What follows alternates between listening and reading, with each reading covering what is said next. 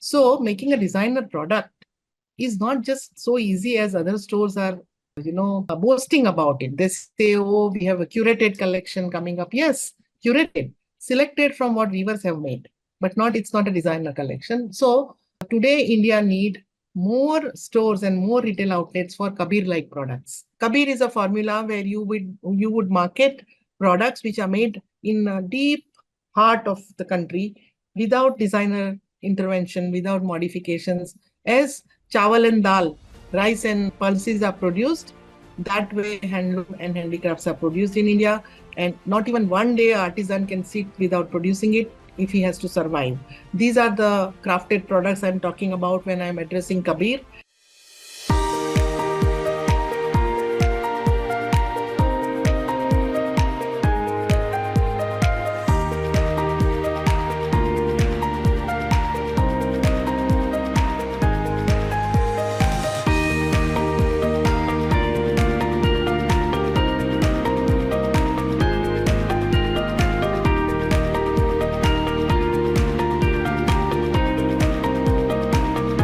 There's a question from Mr. Uma Shekhar. I am a handloom enthusiast. How to get connected with the genuine weavers? I wish to start a handloom store where I can showcase indigenous handloom and handicrafts. Yeah, this is great question and welcome on board the handloom bandwagon. You can start the store. The question is which model of business that you want to adopt.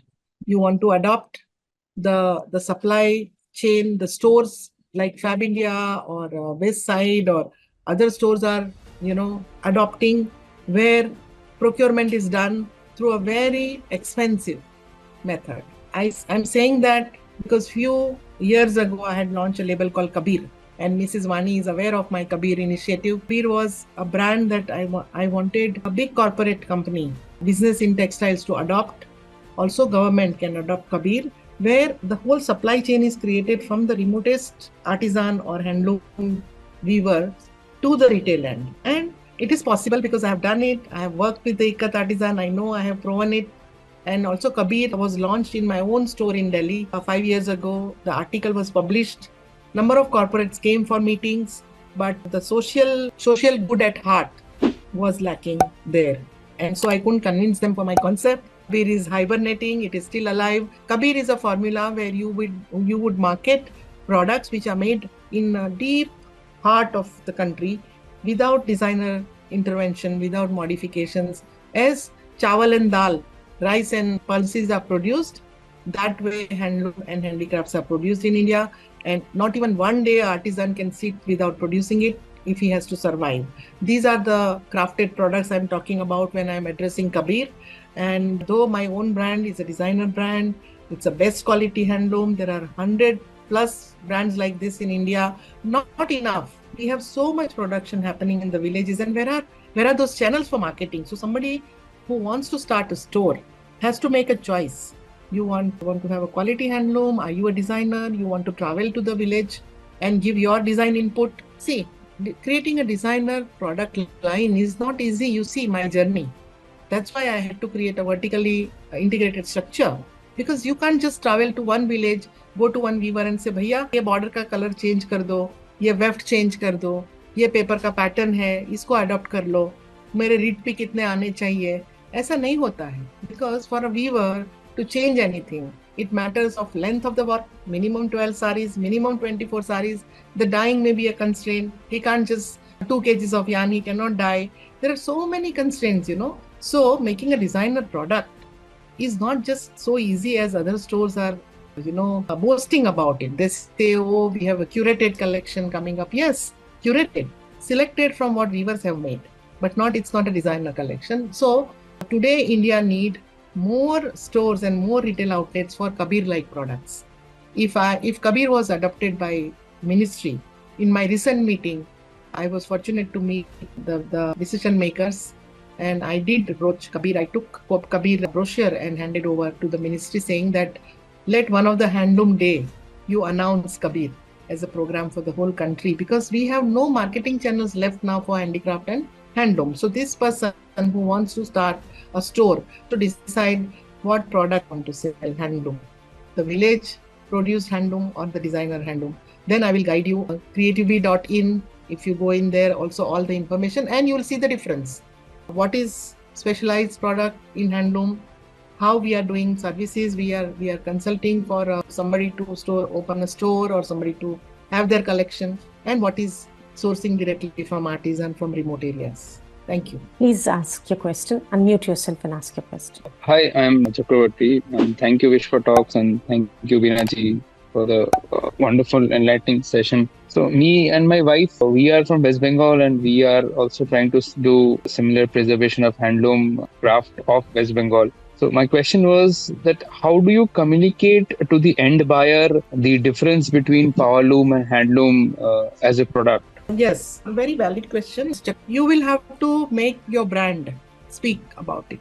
Like how Creativebee over the years, I don't have a marketing department in Creativebee. In today's time, I regret not having a marketing department, but I have never thought about creating a marketing department, because the policies that we made, the products that we make, all the processes are going into making those products speak about it and your brand, but that takes time. It's called organic reach. Creativebee today is sitting on an organic reach across retail, across e-commerce, across export. But that took how many decades? Now, in your case, if you want to promote transparency and fair trade, these are the two unspelled words which go with the handloom and craft industry. Because you have to be transparent and you have to be fair. Transparent to your buyer. Even if your buyer want to visit your artisan, you should be bold enough to take your buyer to the artisan, because you, being a technically involved person, you know that even buyer cannot take away your weavers or your craftsmen, because not easy in India today, after so many decades, for me to get a parcel from Kotpad or me to send a indigo dyed yarn to Kotpad takes 10 days. And so much of mismanagement of postal service and courier. So that fear you don't have. So you have a transparent policy when in your front end for your clients, and your back end have fair policy. You think that if you had to live in that village with that one loom, how much money you would need? You have 2 children and a wife to support. Just put yourself into his role and decide how much money he should earn. And believe me, the moment you have this approach, all your problems are solved. My answer is good enough, and disclaimer will be on your product saying 100% handmade. Of course, nowadays a lot of disclaimer for natural dye, for Kotpad products are not genuine. Though there is so much of red which is chemically made and used in Kotpad, people are saying it's natural dye. So it is how you build your company's and brand's image that people will trust you. For Creativebee, we have never exported through LC. Can you believe that? People trust in us, buyers across the globe. They would just pay you upfront 50% balance when we say goods are ready.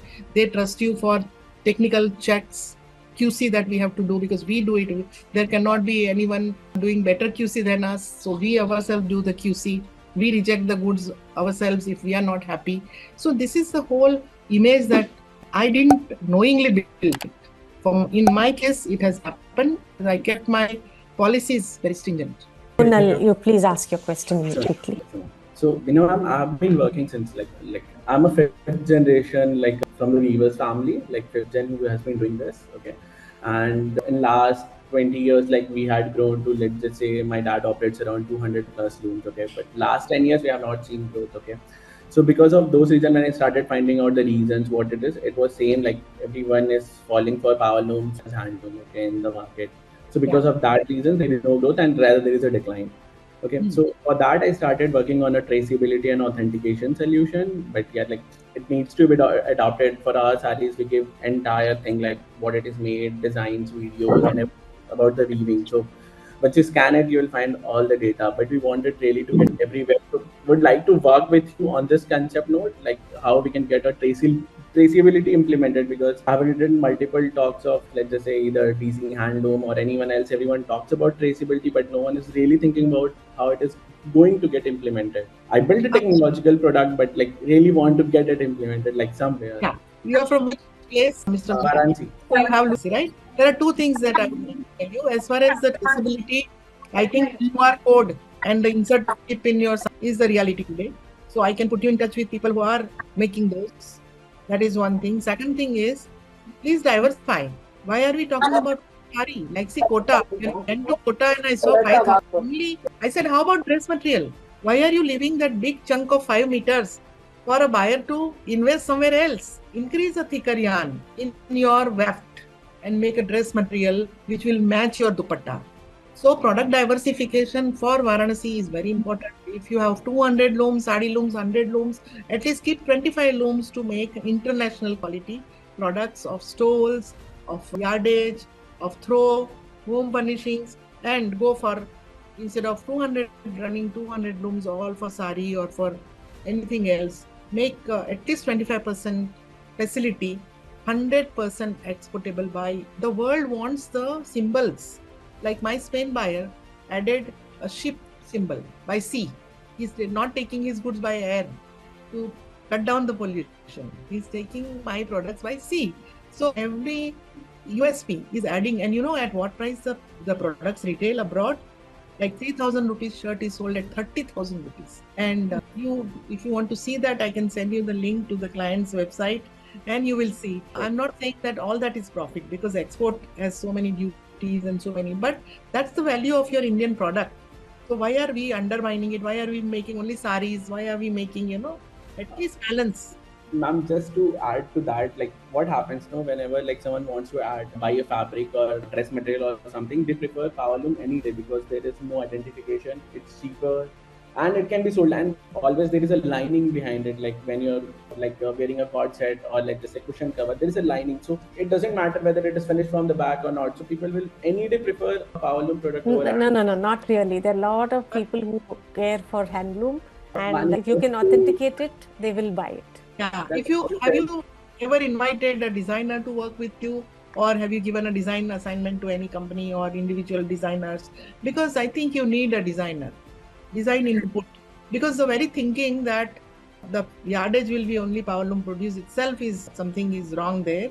Because a lot of premium brands want hand woven fabric certified. I'll tell you, like frankly, on this platform that we have been working since long with like multiple national designers, okay, and like still they prefer buying power loom and saying it handloom. Like on the stage, I'm telling you, because anyway it is cheaper for them and the quality like for the end user, and the designer has to say handloom. People will believe it. They are not going to ask, tell me the traceability from where it came and all those things. So they will do a whitewashing of it and they sell it as a.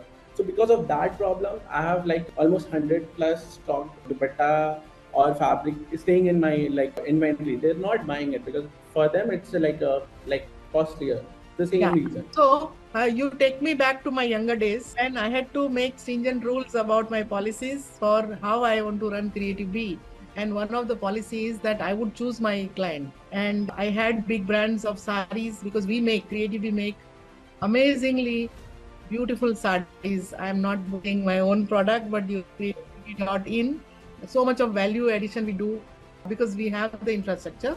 But so our saris sell a lot. Recently we did some 44 saris as a B2B order for a Kerala shop which is newly opened by a doctor who's a medical doctor, professional and retired, and had buying Creative Bee product. Own wardrobe, decided to now open a store. And her first order of these saris came. And the looms for that weave was shut after COVID. I had to restart them because I needed a substantial order to restart these looms. And now it will continue making products. So I used to choose my buyers used to come from Bombay. I wouldn't like to name the brand, but there are very popular brands coming from Bombay and saying we want to buy your saris. And what is your lead time? How much credit you would give?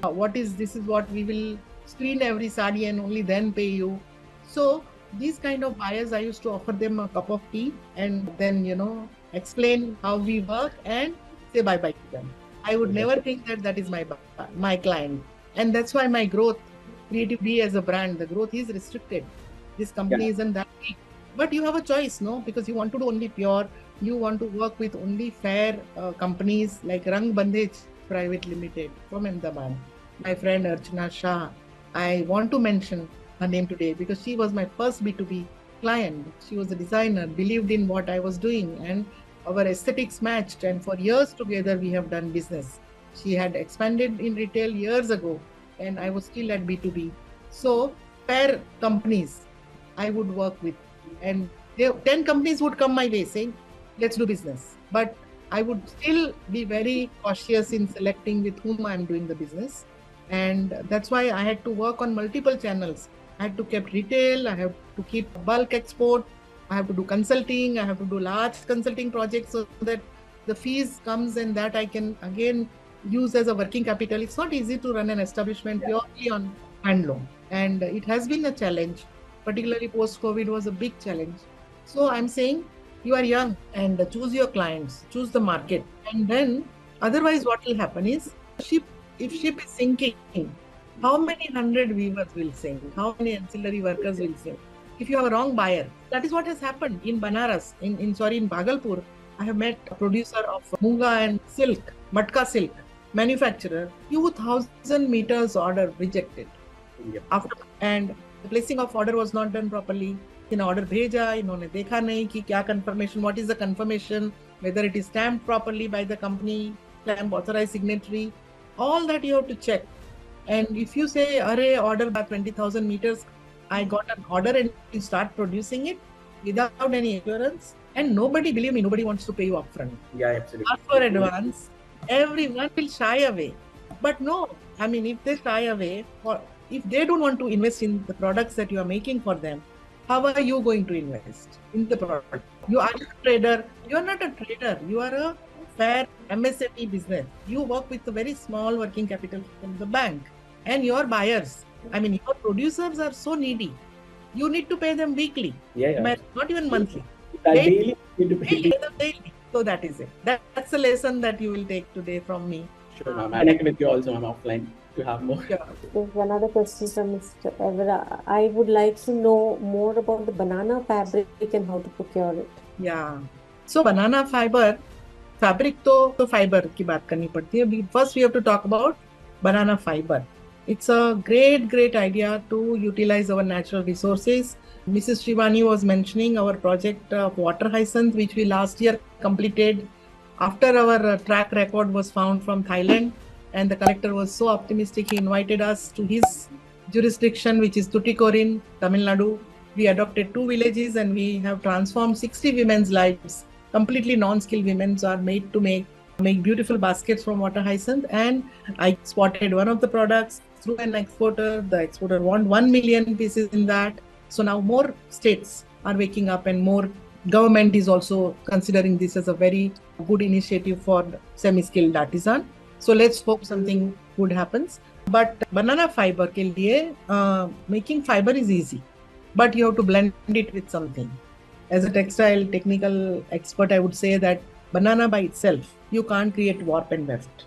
And you may create warp and weft, but it won't be washable, it won't be durable. There'll be n number of technical difficulty in making it. But there is no harm in mixing it with cotton, mixing it tussar like pina fiber, which is pineapple leaf. The Thailand and Southeast Asian countries have been using for centuries, making fabrics out of it. But there is a process to soften it, which we don't have in India. The know-how that they have, we don't have. Only few people like us, we have the know-how. So, because we have worked with those countries. So, if you can make banana and pineapple fabric soft and mix with cotton or silk or noil or, any of these hand-spun fibers, products can be made, but I won't have any address or contact to give you as of now that from India, where can you buy banana fabric? So my question is the same thing. It was, there is no regulatories on this such kind of products to sell on the same name or such a way.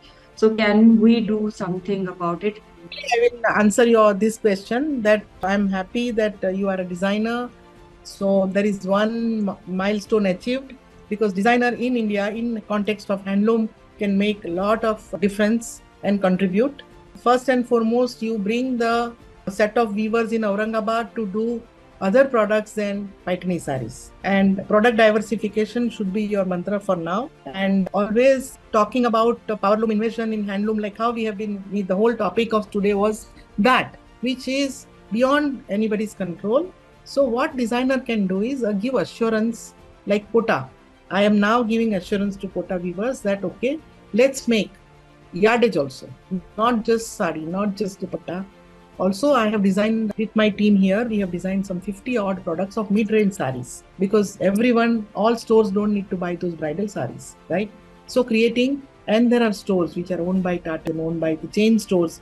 They can be the client and they can place the bigger orders for artisan if the price can be worked out. So as a designer, you have to work backward.